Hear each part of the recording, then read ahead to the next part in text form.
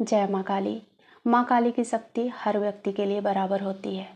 ऐसा नहीं है कि माँ काली सिर्फ चुने हुए लोगों को ही अपना अनुभव देती हैं, अपनी शक्ति को जागृत करने का मौका देती हैं।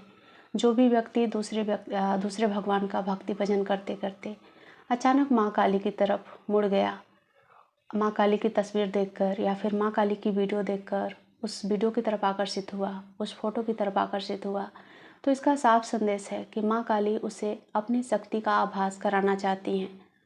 उनकी शक्ति की जो अनुभूति है वो उसे देना चाहती हैं। तभी वो व्यक्ति माँ काली के शब्दों तक, माँ काली के नाम तक, आप समझिएगा बात को, माँ काली के नाम तक वही व्यक्ति पहुँच पाता है जो माँ काली जिसको परमिशन देती हैं। बिना माँ काली के परमिशन के या फिर बिना माँ काली के बुलावे के माँ काली के नाम तक भी व्यक्ति नहीं पहुँच पाता। ऐसा मैं क्यों बोल रही हूँ? क्योंकि आपने खुद महसूस किया होगा समाज में माँ काली के भक्तों को किस दृष्टि से देखा जाता है।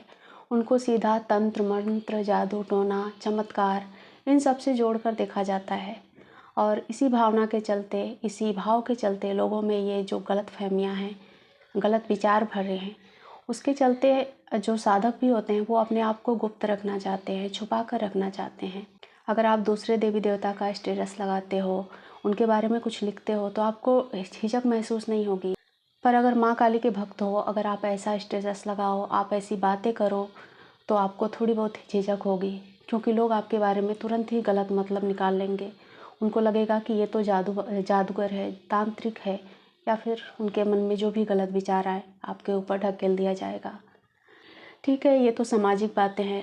तो चलिए अब एक एक बिंदु को ध्यान से सुनिए। आपको क्या करना है अगर आपको माँ काली की शक्ति को जागृत करना है, माँ काली की अनुभूति लेनी है। सबसे पहले आपको रात्रि साधना की शुरुआत करनी होगी।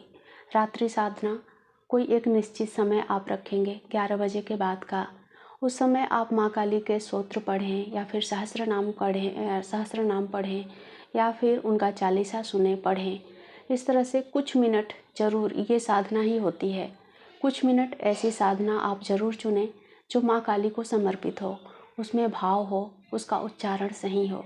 आपको कुछ नहीं करना, ऐसा नहीं है कि बहुत सारे आप उसमें कर्मकांड करने लग जाएं। आपने जिस मंदिर में आपने माँ काली की मूर्ति या फिर तस्वीर स्थापित की है उसमें दिया जलाया है, बस खा पी कर शुद्ध होकर, हाथ पैर धोकर, अपने ऊपर थोड़ा सा जल छिड़क कर बस एक आसन ले लेना है, बैठना है। और अगर आपको नहीं पढ़ना है स्तोत्र में, आपको लगता है कि कुछ गलती हो जाएगी, तो आप स्तोत्र को मोबाइल में चालू करके सुन सकते हैं। 30 मिनट, 11 मिनट, 21 मिनट, जितने मिनट का वो स्तोत्र हो, आप मन को शांत करें, आँखों को बंद करें, अपने हाथ को खुला रखेंगे। और जो भी महिलाएं होंगी, साधना के समय जो अपना बाल है वो सर के जहाँ पर शिखा होती है उस स्थान पर लेकर जाएंगी, समेट कर वहाँ पर जूड़ा बना लेंगी। पुरुष होंगे तो वो अपने सर के ऊपर कुछ भी नहीं रखेंगे, खुला रखेंगे सर को। इस तरह से इस साधना में बैठा जाता है, जो कि माँ काली की बहुत ही सिंपल सी रात्रि साधना होती है। इस समय आप मंत्र जाप भी कर सकते हैं, जो भी मंत्र आपको गुरुमुख से मिला है तो इस मंत्र का आप ज़रूर जाप करें। और जो दिन भर का जो नियम है, जो दिन भर में आप पूजा पद्धति अपनाते हैं, उसको तो आप ज़रूर करेंगे।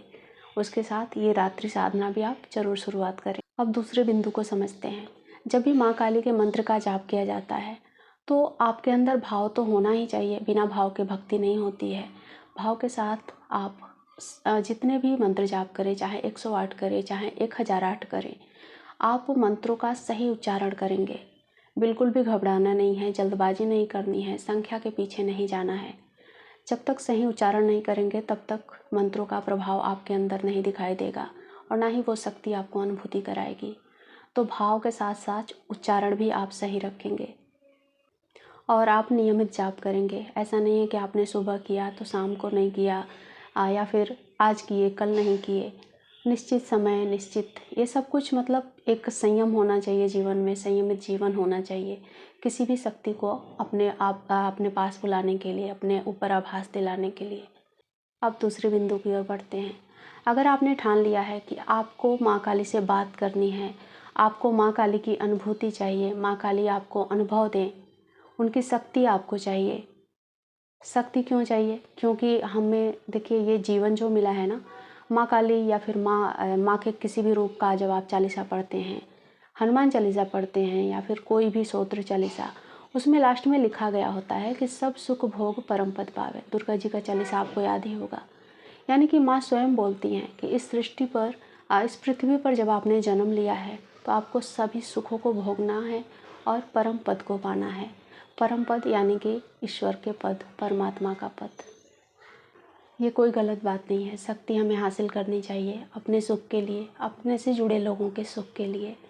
तो शक्ति हासिल करने के लिए हमारे शरीर और मन का शुद्ध होना अति आवश्यक है, क्योंकि जहाँ शुद्धता नहीं है वहाँ पे शक्ति विराजमान नहीं हो सकती, चाहे वो शरीर हो चाहे वो मन हो। मान लीजिए आप बहुत अच्छे से शुद्धता से रहते हैं, नहाते धोते हैं, पूजा पाठ करते हैं, लेकिन पूजा करते वक्त कोई अगर आपको परेशान कर दिया या फिर आपको लगा कि आपके घर के बच्चे आपको डिस्टर्ब कर रहे हैं, फिर आप चिल्लाने लग गए या फिर पूजा से उठने के बाद उन बच्चों को मार रहे हैं, अपने घर के मेंबर्स को डांट रहे हैं, तो कहीं ना कहीं आपके मन में अशुद्धि है और ऐसी पूजा को माँ स्वीकार कभी नहीं करेंगी। तो इस बात का ध्यान रखें। ये भी एक परीक्षा ही होती है। आपने देखा होगा अक्सर हम साधना में जब होते हैं तो कोई ना कोई ऐसी आवाज़ आ जाती है या फिर कुछ लोग ऐसे चिक्कार मचा देते हैं कि हमें डिस्टर्ब होता है, हमें लगता है कि हमारी जो साधना है वो खंडित हो रही है। तो ये परीक्षा होती है और इस समय हमें विशेषतः अपने मन को शांत करके रखना होता है, अपने क्रोध को शांत करके रखना होता है। या फिर पूजा पाठ कर लिए, ठीक है, अपने परिवार के लोगों के साथ सही से रह लिए, पर हम आस पड़ोस वालों के लिए गलत विचार रखें, दूसरों के लिए गलत भावनाएं मन में रखें, तो ये भी अशुद्धता ही है। ऐसा नहीं है कि सिर्फ हम खाने और पहनने को ही अशुद्ध मानते हैं। जो साधना होती है, जो भक्ति होती है, और विशेषतः माँ काली की शक्ति जब प्राप्त करने के लिए इंसान साधना करता है तो उसमें अपने पांचों इंद्रियों से अशुद्धता करने से बचना होता है। मन से अशुद्धता जो सबसे ज़्यादा व्यक्ति करता है। मान लीजिए आपके सामने कोई सुंदर सी स्त्री गुजरी, कोई लड़की गुजरी और आप उसको देखकर एक क्षण के लिए भी अगर आपके मन में गलत भाव आया, आपने कुछ नहीं किया, उसको छुआ नहीं, उससे बात नहीं की, उसको कुछ बोला नहीं, लेकिन जो आपके मन में गलत विचार आए, गलत भावनाएं आई, उससे ही आपकी जो साधना है वो खंडित हो जाती है, क्योंकि आपके मन में अशुद्ध भाव आए। और साधना यही होती है। साधना का मतलब ये नहीं है कि आप एक टांग पर खड़े होकर तपस्या करो या फिर आप भूखे रहो, उपवास करो। साधना का यही मतलब होता है कि हम अपने आप को साधें, अपने पांचों इंद्रियों को साध कर रखें, अपने मन को कंट्रोल में रखें। यही साधना होता है और ये इसी असली साधना को माँ स्वीकार भी करती हैं। अब हम अगले बिंदु की तरफ बढ़ते हैं। यहाँ पर आपको धैर्य और परीक्षा, इन दोनों को बहुत ही अच्छे से निभाना होगा। आपको धैर्य रखना होगा। आपके जीवन में बार बार कदम कदम पर माँ परीक्षा लेंगी। आपके परिवार के लोग हों, बाहर के लोग हों, आपकी धन संपत्ति, आपका सेहत, सब कुछ, आपका जीवन पूरी तरह से डगमगाएगा। तो इस समय इंसान को धैर्य रखना होता है, क्योंकि ये परीक्षा की घड़ी होती है और शक्ति मिलने से पहले आपको पूरी तरह से शुद्ध किया जाता है। जैसे मैंने यहाँ पर मन की अशुद्धि बता दी, शरीर की अशुद्धि बता दी, लेकिन ये भी एक अशुद्धि ही होती है। जब हम किसी भी तकलीफ़ को देखकर पूरी तरह से टूट जाएं, अपना पथ बदल लें, अपना मार्ग बदल लें, अपनी भक्ति बदल लें, तो कहीं ना कहीं हम निर्बल हैं, हम पूरी तरह से मजबूत नहीं हैं और ना ही किसी शक्ति को हासिल करने के लायक हैं। तो यहाँ पर हमें धैर्य से काम लेना होगा, पूरी तरह से माँ के ऊपर समर्पित हो जाना है कि माँ जो हो आप ही हो, मैं कुछ भी नहीं। आप जो परीक्षा ले रहे हो वो सब मुझे स्वीकार्य है। इस तरह का भाव लेकर आपको लगातार साधना में डटे रहना है, तब जाकर माँ की शक्ति आपको मिलेगी, माँ आपको अनुभूति देंगी। कुछ और महत्वपूर्ण बातें हैं जो कि आप विशेषतः ध्यान रखेंगे, जैसे कि आप अमावस्या या फिर पूर्णिमा या फिर शनिवार या फिर कुछ घंटे दिन के ऐसा ज़रूर चुनें जहां आप मौन रह सकें, किसी से बात नहीं करनी है। मौन में बहुत ताकत होती है। जब इंसान मौन रहने लगता है तो उससे खुद को जानने का मौका मिलता है। हम दुनिया भर की चीज़ों को जान लेते हैं, समझ लेते हैं, पर आखिरी तक यानी कि मृत्यु तक हम खुद को नहीं जान पाते। हम खुद को नहीं जान पाते कि हम कौन थे, क्यों आए थे इस पृथ्वी पर, हमारा उद्देश्य क्या था। तो जब हम मौन रहेंगे, चुप रहेंगे, उस दिन उस समय हम खुद को जानेंगे कि हमारा उद्देश्य क्या है। और वही वो समय होगा जब आपको माँ काली स्वयं आपके उद्देश्य की तरफ ढकेलेंगी। आपका उद्देश्य किसी न किसी माध्यम से आपको दिखाया जाएगा, बताया जाएगा। तो ये भी एक साधना है जिसे मौन साधना कहा जाता है। इसको भी आप अपने जीवन में ज़रूर शामिल करिएगा।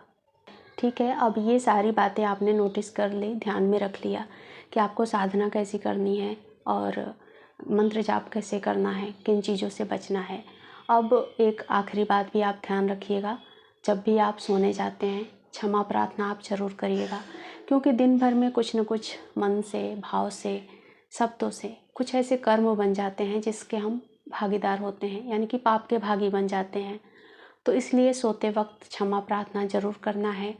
कोई भी साधना हो, पूजा पाठ हो, गुप्त रखने की कोशिश करें, दिखावा नहीं करना है, क्योंकि माँ सच्ची भक्ति देखती है, दिखावा नहीं। और सबसे ज़रूरी बात, आप सोते समय एक मंत्र का जाप करेंगे जो कि देवी का मंत्र होगा, और करमाला पर जाप करेंगे। जब आप सोएंगे ना, तो करमाला का इस्तेमाल करते हुए 11 बार आपको मंत्र जाप करना है, जिससे कि आपको योग निद्रा का आभास हो और योग निद्रा में बहुत ही आसानी से पहुंच जाएं, क्योंकि नींद भी ज़रूरी होता है साधना में। अगर आपका मन अशांत है या फिर आप अवेकनिंग की प्रोसेस में हैं, जब कुंडलिनी जागृत होती है या फिर व्यक्ति की अवेकनिंग प्रक्रिया शुरू हुई है, उस समय वो बेचैनी में रहता है, उसको नींद नहीं आती है, तो भी इस मंत्र का आपको करमाला पर ज़रूर जाप करना चाहिए। बहुत सारे लोगों को नहीं पता होगा कि करमाला पर जाप कैसे किया जाता है। तो करमाला देखिए यहाँ से शुरू होता है, यहाँ से जो हमारी अंगूठी वाली उंगली होती है, यहाँ से 1 2 3 4 5 6 7 8 9 10 और ये 11, इस तरह से 11 बार जो जाप होता है वो किया जाता है और इसे करमाला कहते हैं। तो करमाला पर आप जाप करेंगे, मंत्र सुन लीजिए। या देवी सर्वभूतेषु निद्रा रूपेण संस्था नमस्तस्यै नमस्तस्यै नमस्तस्यै नमो नमः। इस मंत्र का जाप करेंगे तो आपको अच्छी नींद आएगी और माँ आपको नींद में स्वप्न के जरिए कुछ न कुछ संकेत आपको ज़रूर देंगी। इन सभी बातों का अगर एक साधक ध्यान रखता है सिर्फ 21 दिन, तो उसको अपने जीवन में परिवर्तन ज़रूर महसूस होगा, ये मेरी गारंटी है।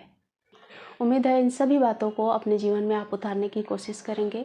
साधना से जुड़ा हुआ कोई भी प्रश्न हो या फिर अपने जीवन के बारे में आप जानना चाहते हैं तो मुझे दिए गए नंबर पर संपर्क कर सकते हैं। चलिए मिलती हूँ अगले वीडियो में, तब तक अपना ख्याल रखें। जय माँ काली।